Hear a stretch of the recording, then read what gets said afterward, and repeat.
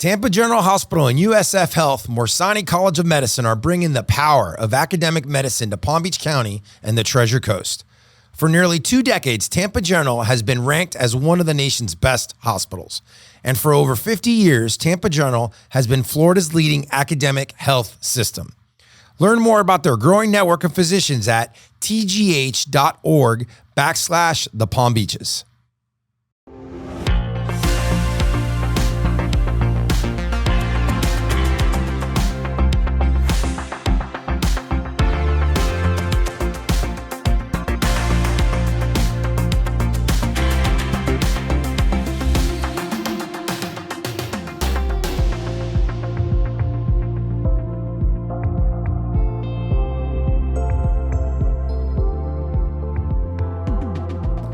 Welcome back to another episode of the Palm Beach North Podcast. I'm your host, Noel Martinez, and today's guest, we have a truly inspiring leader here in the state of Florida, Wendy Spencer, the president and CEO of Leadership Florida.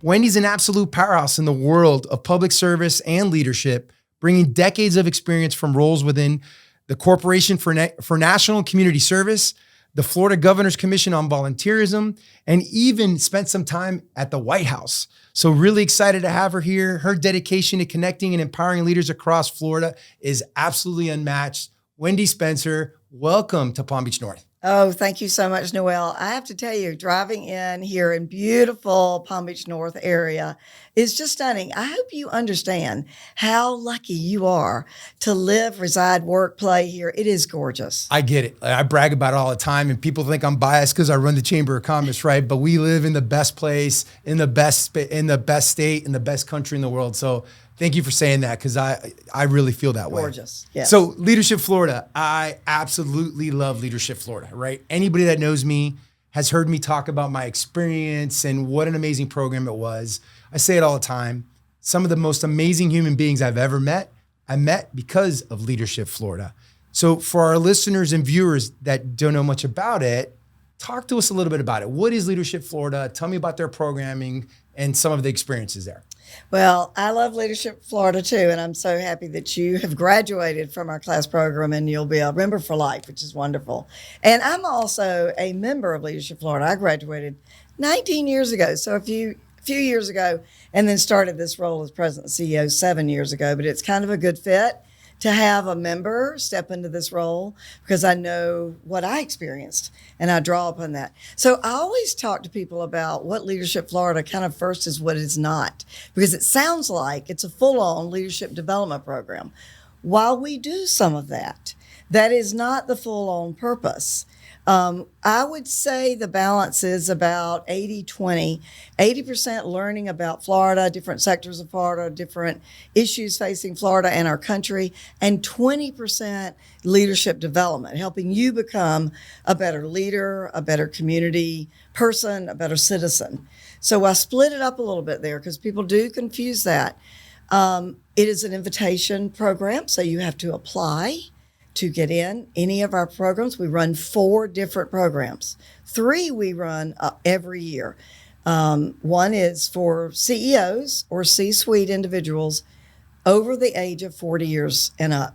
So that's the one that you're a graduate of. Yes, ma'am. And I'm a graduate of, which is great. The other one, which is relatively new, only been around 14 years, is the ages, managers, leaders in the age group of 25 to 39 years old. They are fantastic. We all joke that if we were all applying and competing against that group, none of us would ever get in. They are superstars. Agreed. Amazing. Yep. And then the third one is for educators. Now, this one was started with a Bill and Melinda Gates funded foundation grant 9 years ago and the Department of Education in Florida grant. And it's supported by Helios Education Foundation and many other entities now. It is no age limit. Not necessarily title-based, but anyone in the education sector. The difference is between the 3 programs is that the education class only focuses on education issues, whereas the Cornerstone, over 40 years of age, the Connect class, the 25 to 39-year-olds, we cover all types of issues and topics. So it's not one area that we focus on. Our 4th class program we only do every 3 years. It's a very small program. It's an invitation only. It's executives that are major influencers in the state or nationwide, or have large industries or large employers. And we only do it for a weekend with them. It's sort of a composite of the other programs. We only do it every 3 years. So what does a typical day look like in that program, like for one of the participants? So we do hear a lot of lectures, but we never stay in lectures all day long. So we do experiences, we do lectures, we do a lot of bonding, and we do fun activities. Now, this is what's strange about it. I had someone at the end of a class period say, I've never experienced anything like this before, and I don't know how I've gotten so close to my 55 classmates. I don't know why this happens and how it happens so fast. I laugh because I was one of those people. Yeah. It's unbelievable. But it's incredible, but there's a bit of a science to this. And deliberation that we do. So instead of just putting you in a room and having talking heads speaking to you or doing some excursions, adding the let's bowling together, let's do karaoke together, let's do Topgolf together, adding those adventures that are fun, that creates the personal bonding that takes place. So once you get to know people in your class, in your group, and that's your class for life, you build trust around that. Now, you are deliberately recruited and selected from a diverse cohort of applicants. Hundreds of applicants for all of our programs apply. We never disclose the number, but it's a lot. To choose those 55 in the Cornerstone, 50 in the Connect class, and about 45 in the Education class.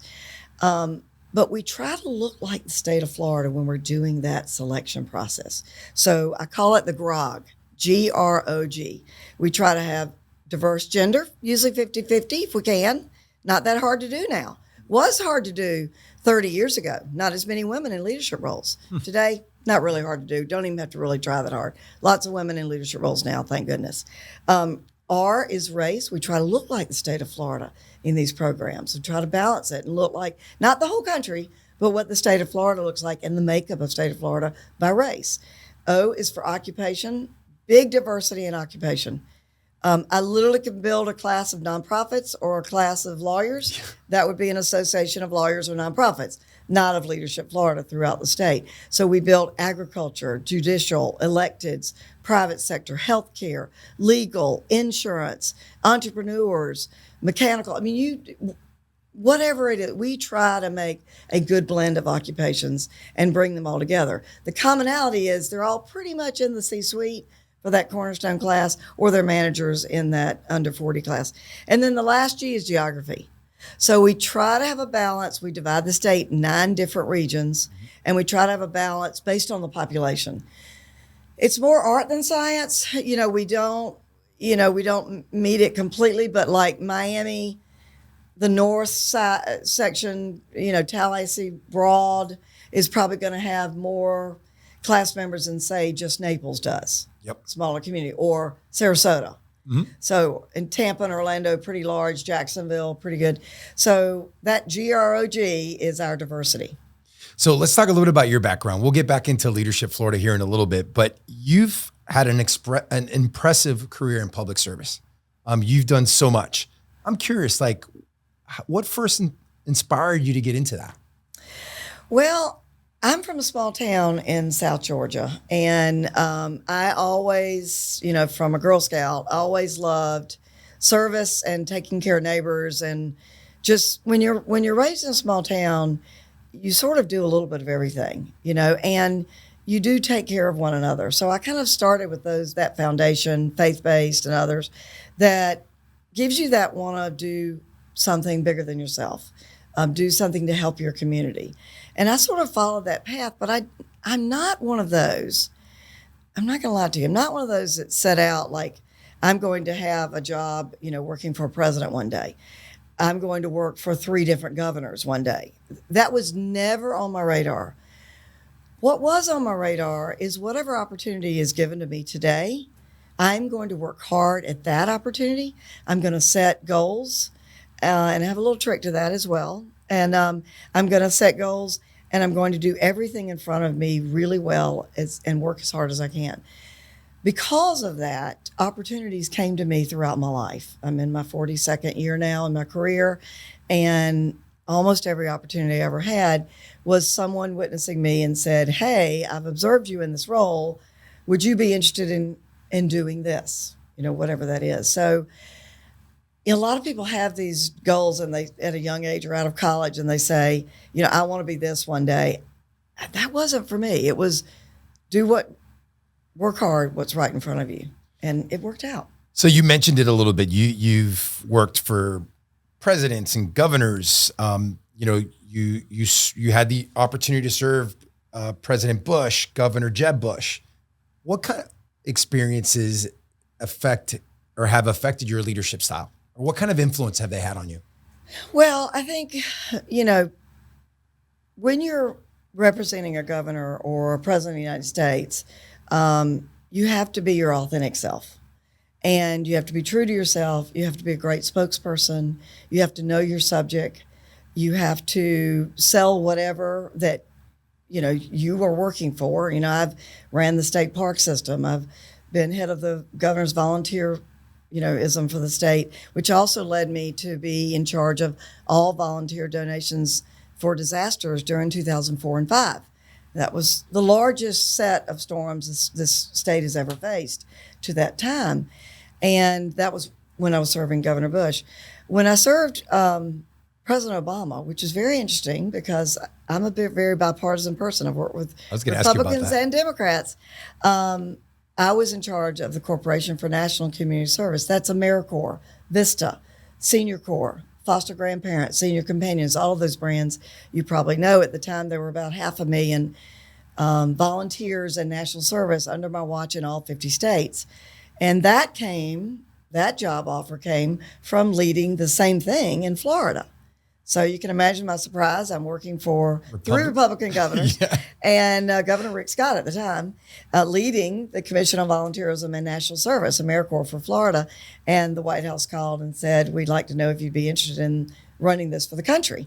So that was a fantastic opportunity. Of course, you say yes to a president, and it really doesn't, in service and national service, it doesn't really matter the politics behind that because everybody loves service for our country. So that really was never a factor. So I thrived in that. I loved it. I traveled to all 50 states, granted grants in all 50 states, worked with governors, elected officials at the local, state, and national level, worked with nonprofits, faith-based organizations, disasters. And it was very, very fulfilling, very hard work. But I found that if there's a deadline to your term, which I think a lot of employers ought to look at, because I knew I had 5 years. President Obama's term was up on January 20th, 2017, and I had that runway. You can do a lot if you know the clock's ticking. You can work a little bit harder. I couldn't keep that pace up for a career, but I certainly could do it for several years. So we did accomplish a lot as a team, had a great team all over the country, and that was just very invigorating. Talk about this. How did you end up at Leadership Florida? Let's talk about that story. So very interesting. So I was in class, we call them classes. So I was in class 24, 19 years ago. We're on class 42 now. And if you do the math, you'll understand there's a gap because of COVID. Everybody says you're in your 43rd year. It should be 42. But anyway, my term was up at the Corporation for National and Community Service. When you work through a White House sponsored agency, and this was a Senate confirmed position actually, so I did have to go through U.S. Senate confirmation, fortunately, unanimously, because I'm the first woman in that role as well.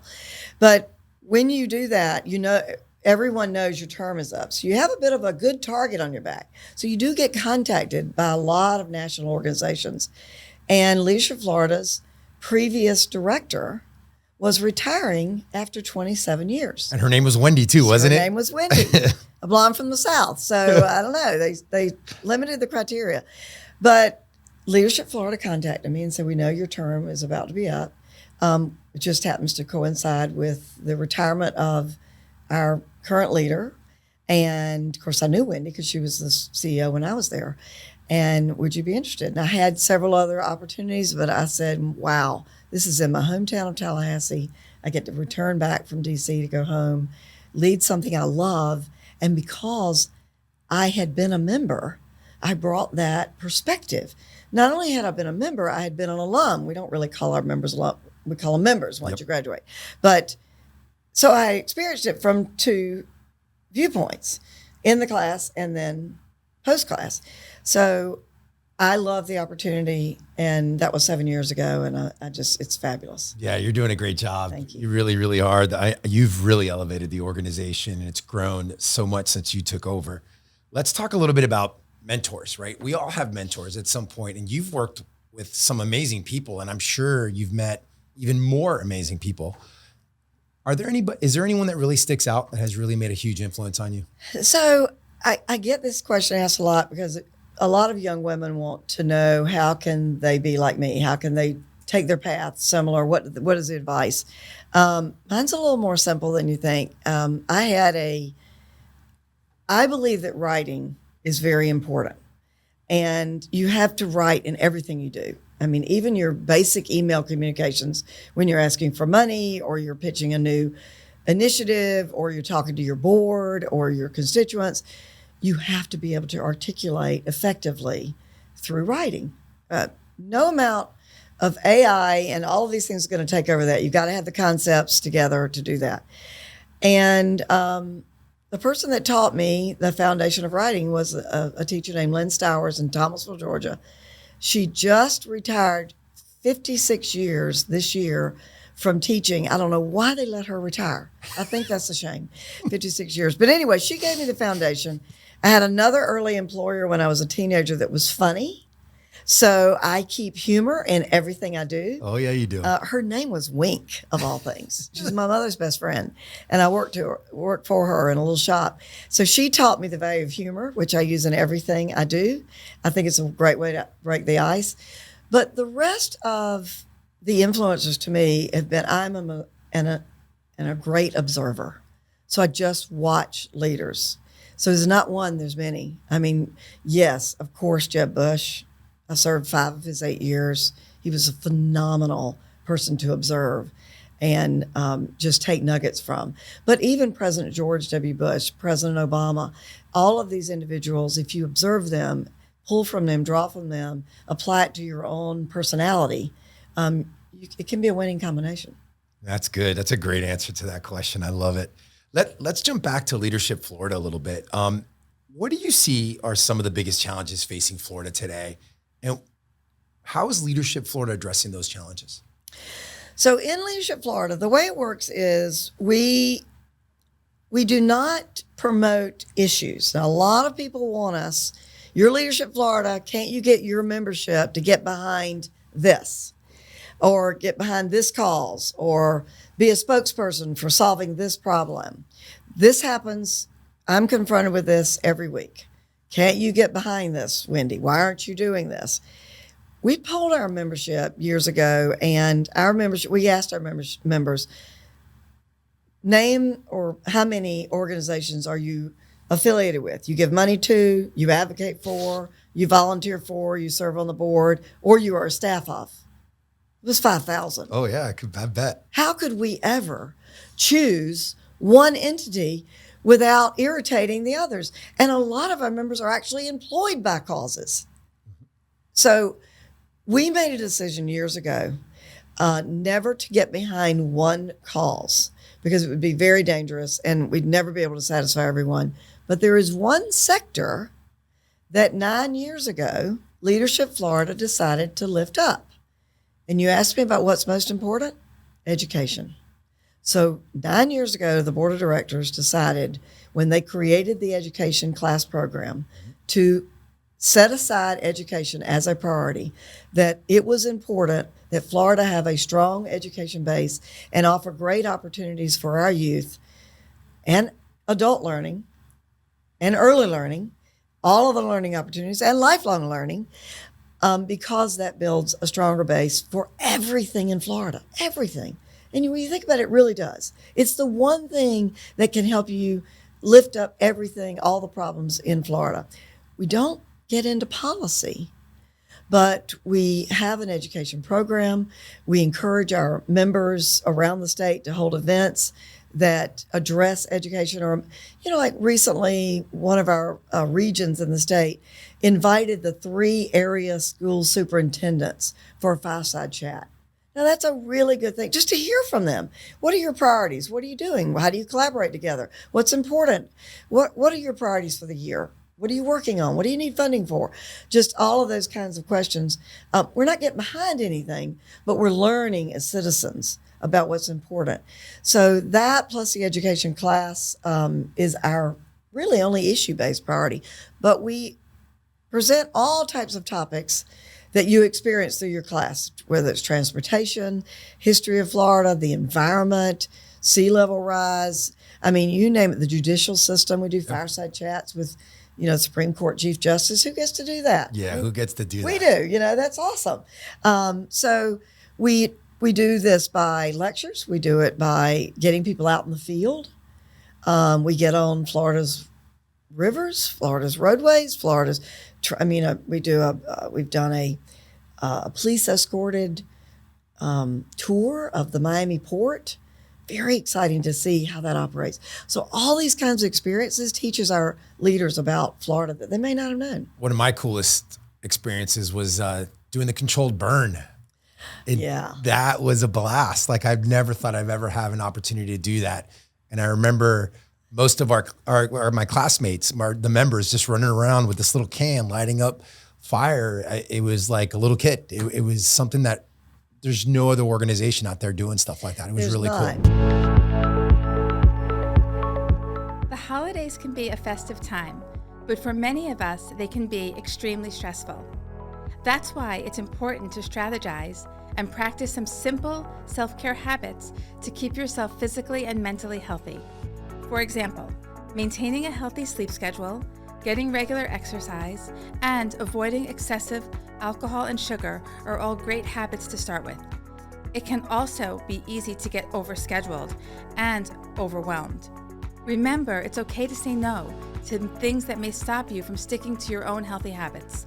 Also, the new year is a great time to make sure you're up to date with your preventive care and annual medical exams. Overall, practicing these simple healthy habits will offer you a framework for a balanced holiday season. Happy holidays. This Medical Minute is brought to you by Tampa General Hospital and USF Health, Morsani College of Medicine at the University of South Florida. Learn more at tgh.org/the Palm Beaches. And you were in one of the most pristine tall timbers land in the country, set aside for the #1 training ground for prescribed fire, where they bring people in from all over the world. So we got to experience that together. Yeah. And we learned about the value of prescribed fire. Florida's #1 in the country in that. We rarely have runaway fires as a result because we do such a good job with it. Yeah. So tons of experiences, tons of success stories. Is there anyone that has really stuck out to you over the years? There's so many. It's between the lectures that we get to hear from special illuminators around the state. But like we mentioned one about the prescribed fire, but also we took a whole class and we stayed overnight in a simulated aircraft at the Navy base in Pensacola. That was really cool. And when you checked in, you couldn't leave. They took your car keys from you. It was kind of a weird experience. And they had piped in all of the sounds of what an aircraft carrier would sound like. You could hear the planes landing and the rumbling of the halls even. So we learned all about, we actually got to go on the largest simulator of aircrafts in the country. And we, learned how to fly a plane, sort of. I wrecked mine several times. But so not all of us were great at that. But doing that, getting out, on Florida's rivers, having a great historian out on a boat in Biscayne Bay telling us about the entire history of Miami and how it started and looking at it from the water, from the bay back to what it is now. People can go out in a boat and they can do it, but they don't get to do it with the commentary of a great Miami historian to tell us about the growth. So I have so many of those stories, but I will say that the success stories are really in the members themselves and what they do. I watch members because of the way we bond members together, and you have your own success story. I already know this because you're already working on it, where members come up to us and they say, I've got to tell you, here's one. There were 2 utility companies that were trying to partner on something for a decade. They just couldn't get it together. They couldn't get the trust together. They couldn't make it happen. 2 classmates from those 2 utility companies happened to be in the same class. My class. Am I allowed to say that out loud? But Yeah. I'm saying it. They were in my class. What they had been working on, those 2 entities, for a decade, they solved in several months. Why? Because they built trust between the 2 of them and they figured out a way to work it out. Now, how do you quantify that or qualify that? There are thousands of those stories. I have seen $1 million deals. I don't know if it helped Florida or not, but it helped those 2 entities, their employees, their sales, helped their organizations and everyone that works with them, their boards. There's, I've seen that occur because of the bond. But I've also seen communities change. I give a great example that I like is one time we were listening to a lecture on the foster care youth in Florida. And the speaker told us a fact that will blow your mind. The speaker said, in Florida, if you were raised in the foster care system, you get a free college education thanks to the state of Florida. Free college education granted to you.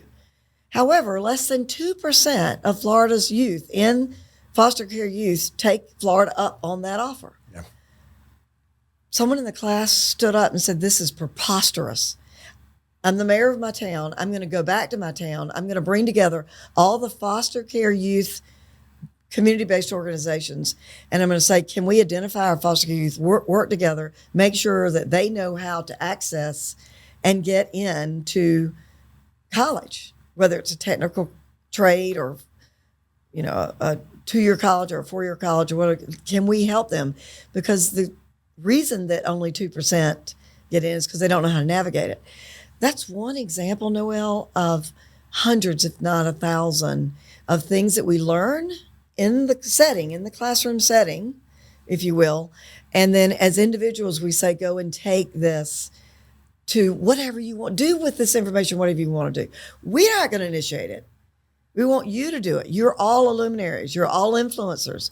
You take what you learn and do something with it if you're so moved. All right, 43 years. This organization's been around for 43 years. I'm sure it has evolved over the years. How has Leadership Florida changed? So a couple of ways. For the first 29 years, we only had one class program. And at the time, there wasn't an age limit on it. It was the Leadership Florida annual class program. And that was CEOs and C-suite like you and I experienced. And then we realized there was a gap of young leaders that really needed some attention and the same opportunity. And that was the 25 to 39-year-olds. Mm-hmm. So we created the Connect program. We're in our 14th year now. A few years later, we created the education program that I shared and made that step that we're going to lift up education as a sector and the only thing. So that we've evolved in. Let's include younger leaders. Let's include education leaders from all types of education perspectives. But the other things that have changed is when leadership was started 43 years ago, we were really focused a lot on career, like it was people in their career. There was nothing worded that Leadership Florida was for career. It never said that, but that was who was participating. Well, guess what? We're all aging out of our careers. We have 250 retired members now. Wow. 250. So now I'm reaching out to those retired members and saying, look, we're not Leadership Florida for career, we're Leadership Florida for life. What can we do to stay relevant in your life in the 3 things we talk about: meaningful experiences, lifelong learning, and continuing to connect you to interesting people?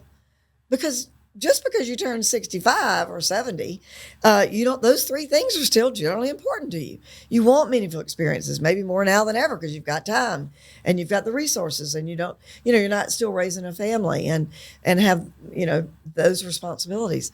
So we are now trying to pivot and we're polling our retirees and saying, what can we do for you and be relevant to you.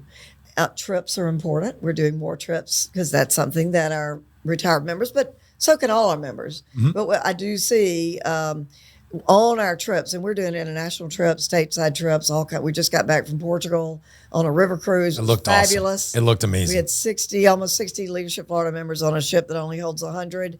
We took over the ship. It was fun, but it was beautiful in Portugal. We went to Greece last year. We've been to Italy. We've done Santa Fe. We do trips around the state of Florida, in all of our region events and experiences there. But so that's for both. Our retired members are interested in lifelong learning too. So we're trying to lean in on what do you really need? And we want to do that. So that's a real shift. That was not important for, I would say, the first 30 years. It wasn't on anybody's radar. So the younger managers, retirees, always being relevant about whatever's facing Florida in that day. So we plan the year's activities and curriculum about 6 months to 9 months before the class program starts in the fall. So we're looking at what is facing Florida right now and what is important, what has happened over the last year, what trends are we seeing, what patterns are we seeing in Florida. We weren't really talking about sea level rise 20 years ago. Nope. That's now very important. We weren't talking about resiliency that much. Now it's very important after all of these storms. So we try to make sure that we're educating our members on current initiatives, things that are trends, patterns, all while talking about demographics, generations, the economy, things that are of interest, plus the little bit of leadership development to help you become a better leader as well. So how does someone find more information on Leadership Florida, or how does someone get involved in Leadership Florida? So there's something we added a couple of years ago that makes it very easy. Leadershipflorida.org is our website. And if anyone's interested in applying to Leadership Florida or even learning more information about it, there is a thing called Intent to Apply, a form. It takes 50 seconds. Well, not 1 minute. 50 seconds to fill out. You're basically putting your name and your email, maybe your phone number and where you live, and in this form. That gives you the opportunity to receive our information as we get ready to start the application period. I cannot tell you how many times it's May, and someone says, when's the leadership? Did I miss the deadline to apply this year? Because I know you start in the fall. And I'm like, yes, you missed it. You missed it. You missed it. But if you sign up on this Intent to Apply, you will get the application actually sent to you on opening day. You will also get an email telling you about a training that we do, an hour-long training to help you with your application. And also you will be given to the local members who are putting on events like you will be doing as our region chair for this region. Thank you very much for stepping into that leadership role. Because you're going to hold a recruiting event. And that's for people to come in who are interested to learn more about Leadership Florida and to learn tips about what they should do for their application. So that is the best way. We have hundreds of people that give us that information, and we don't roll it over because we don't want to waste our time if you're not interested. Each year, after the application period is shut down, which is generally in the month of February and March. This year it's February 4th to March 4th. March 4th, the deadline. We ask you to, if you didn't get in or whatever, you or didn't apply that year, to go ahead and sign another form. Not everyone gets in on the first try. It's very hard to get in. It's very hard to get in, and it's generally not as much about the individual because most everyone meets the basic criteria, by and large. The problem goes back to that grog that I said, the diversity of our class. And we have a lot of people in the same categories. If you're running a nonprofit, you're going to be in a tough category. If you're from the legal field, you're going to be in a tough category. So there's certain occupations that are just more competitive than others. And so it's just sometimes it takes 2 and 3 times. But I've had board chairs who it took 3 times to get in. Yeah. Yeah. I've heard some of those stories, and I've got some experience with that because I served as a recruitment chair for our region last year. And then obviously this year you mentioned it, that I'm chairing our Gulfstream Council. It doesn't mean that you're not good enough to get in the class. It just means that it's just not the right year. That's all it is. So we just encourage people to try again. attend our webinar, the training to get tips, talk to your local members. You do have to have at least one Leadership Florida reference. Very important. And that's required. So, yeah, that's important too. Let's talk about grog. You mentioned it. You mentioned it earlier. You just touched on it again. Grog's all about selecting the class, right? So that's a big part of it. So I'd love for you to walk us through that process a little bit, but also talk about how leadership promotes diversity and inclusion through all its programming, top to bottom.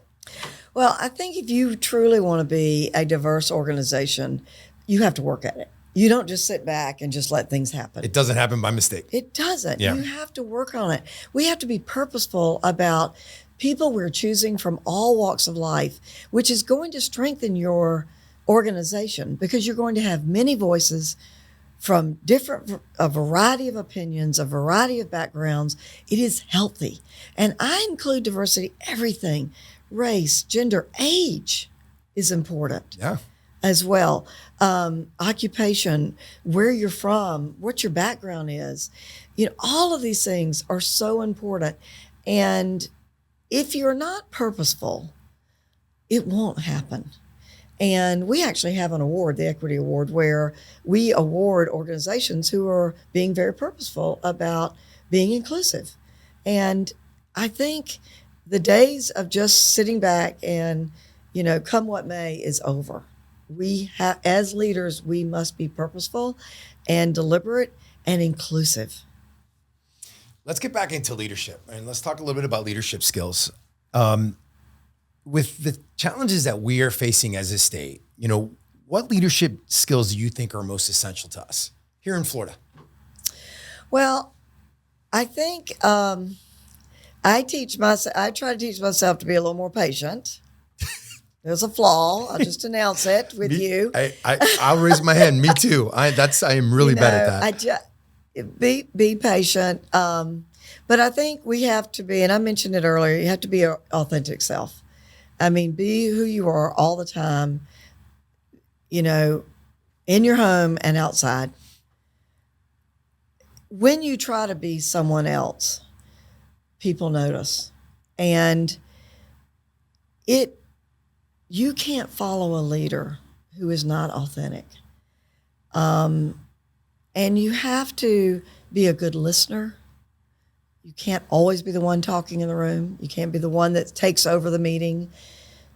You have to lead, and that does mean sometimes taking over the meeting. But I think being your authentic self, being a good listener, making sure that when you do speak, you have something to contribute that is meaningful, thinking about others. But I love people. So when I meet people, I ask a lot of questions. And that's one of the exercises we do in Leadership Florida. We have this passport, and you have to meet everybody in your class, and everybody's picture is in the passport, and you have to sign it, and you have to have a meaningful conversation, and you experience this. Yeah, you're like giving me flashbacks. Like I want to go back a couple of years. So much fun, right? And the reason we implemented that is I wanted to make sure that everyone in the class had a meaningful conversation with someone else and learned the power of conversation and learned the power of learning about someone else and found common ground. We've got way too many things in this country right now that are dividing us, but we have way more things and issues and ideas that unite us. But you don't know that until you have a rich conversation. You won't know it. So that's the reason that I believe a good leader is a good listener. And that's the reason I like to ask a lot of questions. I'm just curious and intuitive about others. I love to know about them. And people like to tell them about themselves. They like to share. And when you do the sharing, it gives you the opportunity to bond and connect. And then when you're ready to lead and you need supporters, collaborators, colleagues, it's a lot easier to bring people together when you know about people. So that's my trick to the trade, if you will, is just being interested in others and being authentic about it. Wendy, what about, we don't always win, right? Sometimes we make mistakes. There's always setbacks, right? So how do you personally handle any setbacks or challenges that you face in your role?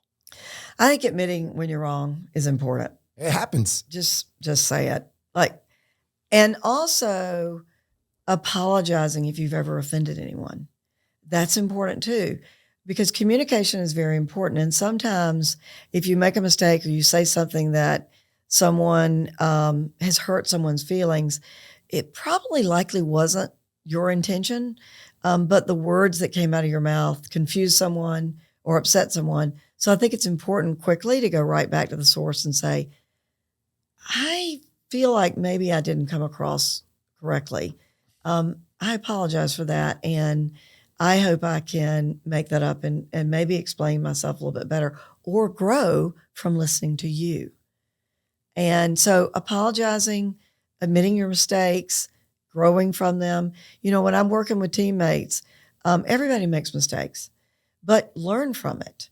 If you're starting to make them a lot, we need to have a conversation. I mean, you do, but you really need to grow from everything you're doing. And I think pointing it out, being direct about it, growing from that is important. What has been the most rewarding part of working with Leadership Florida? Well, we do an exercise, which is a trade secret, and we can't share what it is towards the end of the class. But watching the members communicate with each other, and that last session that we do, and you remember it well. Oh my God, yeah. Is the most rewarding part there are 2 days that are the most rewarding part of my role. It's the opening day when everybody's introduced to each other, because it took a lot of work to get them there, a lot of recruiting, the application process, the selection process, the onboarding, the enrolling, and now you're all together in one community together. And then the final day of your session, which is a little bittersweet because it is the last of your session and you can never redo it. And it's over. I mean, a new life in Leadership Florida takes over, and you're living that now as the leader in your region. But that's part 2, right? But the class is only one period, and it's, several months and 5 cities and 2 overnights together in 3 days. But that most rewarding part for me is that first day and the last day. And I mean, to be honest, there are tears of joy. So powerful, so Wendy. Powerful. Wendy, like I will never forget that day. Yeah. Some of the things that were shared in that room. I mean, I don't want to talk too much about it because I don't want to give it away, but what a powerful experience. And I know there are going to be some of my classmates that are listening to this or watching this show right now that are going to remember that day because such a powerful experience. Well, what's interesting, it's really a great Leadership Florida is a great human experiment. I've always thought a psychologist ought to follow us around or a social scientist and try to, just see what happens when 55 total strangers come together and bond so quickly. But when you have 55 people together, leaders from all over the state of Florida, from all walks of life, you realize it's a little humbling because you realize these are, even though they're leaders, they're influencers, they're in strong leadership roles, they're also very vulnerable humans. The things that happen just in your class, people get cancer, relatives die, children wed, there are milestones, jobs change, there are rewards given, awards given out even. There are, just so many triumphs, tribulations, tragedies that occur in a 9-month period with 55 people. And it is quite amazing, how human we all are, and that we all pretty much, even though we're running different types of companies and organizations, we're pretty much facing the same challenges and opportunities each and every day. And that's what I love is now you've got a cohort that you forever will be able to communicate with, lean on for advice, call them like your brothers and sisters. Yep. Because they become your family. Yep. So if you had this magic wand and you could just go, poof, I want to create this new initiative for Leadership Florida tomorrow, what would that new initiative focus on? Well, I think right now, we always need to stay core to our mission. So our class program, anytime we start talking about strategic planning, which we're about to do, embark on, it's that time of the year. You want to be careful about the shiny new ball, because organizations tend to have mission creep. And I never want to leave our core mission, make sure that we are continuing to put on and administer great class programs.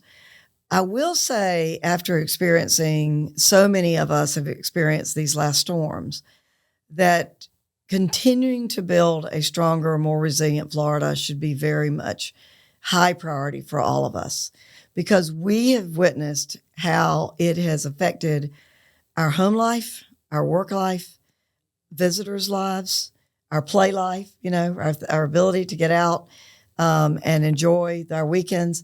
We have seen how these disasters have affected us. But we also have seen how quickly we have responded.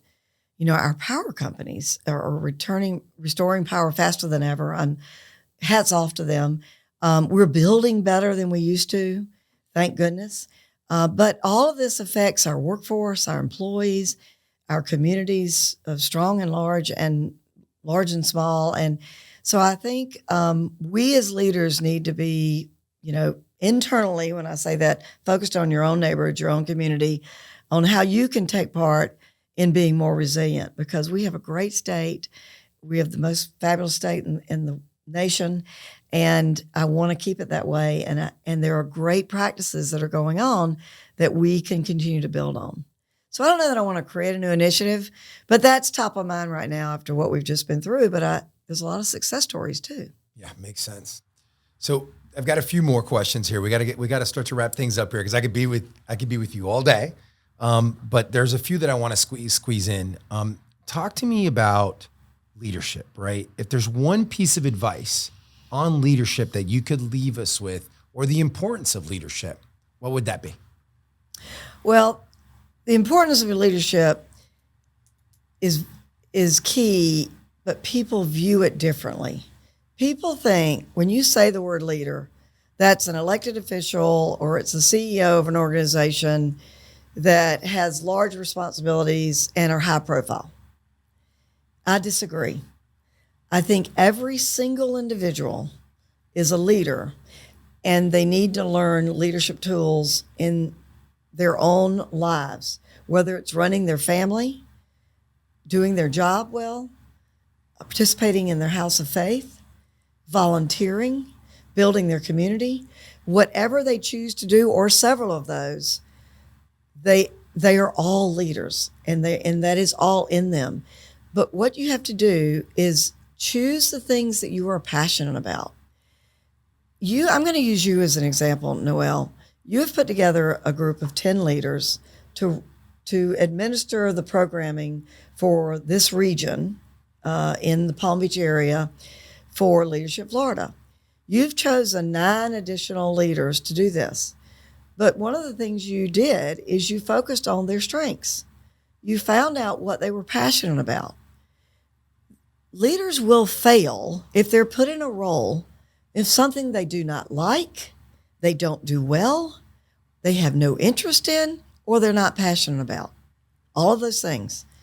In order for a leader to succeed, they need to like it, be passionate, have some skill set, or willing to grow, or willing to learn. And too often, we put leaders in roles they shouldn't be in. I know, I'd love to see everybody tutoring children. I used to be a tutor for many, many years. I love doing it. I think I'm pretty good at it. Not everybody is good with children. I'm great with children, but I am not a good tutor. You might have other strengths, and you have to have patience. So not everybody makes a great mentor or tutor, but everyone has the skills that they have something in them. So finding what that is, finding that passion, wanting to build on that is the secret to successful leader. Make sure you're putting people in the right places. Make sure you are stepping into the right place. You know this. You and I have both been in roles that we've been asked to do that we did as felt obligated because of the person asking us, and it was something that we really didn't care about or weren't passionate about it. What happened? We didn't show up. We didn't give it the time we needed to. We were late to the meetings because we didn't care. The things that we succeeded in are the things that we loved. And we showed up. We took it all the way. We were all in. We had ideas. We were motivated about it, and we were motivating people around us. That's because we were passionate about it. So follow your passions, and you will find great leaders, and you will find yourself as a leader as well. Very well said, Wendy Spencer. I like that. That's a really good question. I mean, really good answer. All right, last question. Legacy is important to all of us, right? What do you want your legacy to be? Not just with Leadership Florida, but beyond. I mean, you've done some pretty cool stuff over your life, right? What do you want that legacy to be? Well, thank you. I appreciate it, and I love this time together with you, Noel. I hope that people will say, she, just going back to what I just said, is she was very passionate about everything she did, because I have been one of the few blessed people in my 42 years that every single role I've ever had, I carefully were either chosen for it or selected it, and I had passion for it. And because I had passion for it, I had a high spirit. I was energetic. I learned about the subject so that I was very knowledgeable about all things that encompassed it, and could lead with that and be the best spokesperson and the best driver of the mission. For Leadership Florida, I hope that comes out. I sort of have two passions, Leadership Florida. I want to continue to do an outstanding job with running the class programs. That's the mission. But also the life after class. Once you graduate from the class, you become a Leadership Florida member. There are several thousand of you around the state. I want to make sure that we're providing meaningful opportunities, experiences, lifelong learning, and those continuing connections that can make you a better leader, a better community leader, and just a better citizen. So it's sort of twofold. Like, I want to make sure I don't leave that, make sure that we have a strong class program, but make sure that we've got great opportunities for our members to have fun as well. Great job. Anything we've forgotten? Where can, we talked about it earlier, one more time, where can someone get more information about Leadership Florida? LeadershipFlorida.org. You can see everything on our website. And I hope your viewers, your listeners can apply. Yeah, and if you're interested in applying, don't forget, go to the website, click, fill out that. It's going to take you 30 seconds to fill out that intent to apply form. It's super quick. Applications are accepted February 4th through March 4th. Deadline is noon, midday on March 4th. You could tell I've been trained. I've been brainwashed by Wendy Spencer. Wendy, thank you. You're amazing. Thank you so much for coming down all the way from Tallahassee. I know it's not an easy trip to get down here. So really appreciate you spending some time with us here in Palm Beach North. You're amazing. We're really lucky to have you at Leadership Florida. Thank you, Noel. You're living in God's country here. It's beautiful. Oh, we are 100%. Thanks again for tuning in. Look forward to seeing you soon. We'll see you in 2 weeks on the new show. Don't forget to like, share, trust, tell everybody about all the amazing things going on in Palm Beach North. Look forward to seeing you soon. Bye-bye.